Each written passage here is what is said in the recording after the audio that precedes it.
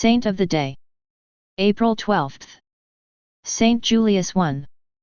35th Pope, birth name, Julius. Born, in Rome, the Western Roman Empire. Died, April 12th, 352. Rome, the Western Roman Empire. Venerated in, Roman Catholic Church. Feast, April 12th. Biography. The Martyrology says that Pope Saint Julius I, 337–352, fought for the Catholic faith against the Arians. He acquired the fame of sanctity and rested in peace after many glorious interventions in the Arian controversies. In his Lives of the Saints, Engelbert of Cologne reports that Julius I fought against the Eusebians, who continued the Arian heresy and had a violent hatred for Saint Athanasius, Bishop of Alexandria. When Saint Athanasius tried to retake his see of Alexandria, the heretics opposed him and appealed to the Pope, who convened the Council of Sardica in Illyria, 343. Pope Julius received Athanasius in Rome to affirm his support of his doctrine and position. The council confirmed the innocence of the holy Bishop of Alexandria.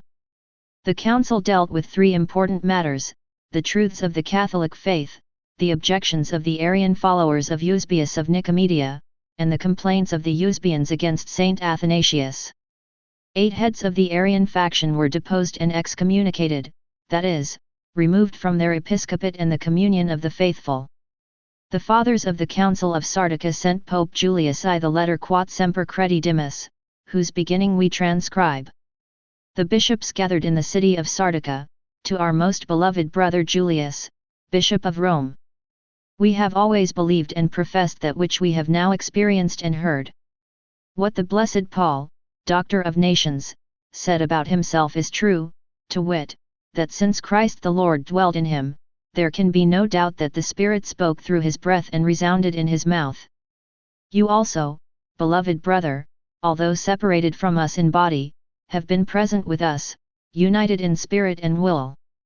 The reason for your absence was both honorable and compelling, so that the schismatic wolves might not steal nor treacherously waylay any of the flock with their snares, or the heretical dogs, rabid with fury, disturb it with their mad barking, or, indeed, that serpent spew forth the venom of his diabolical blasphemies.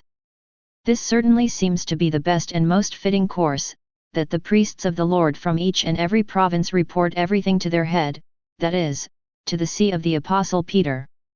Comments.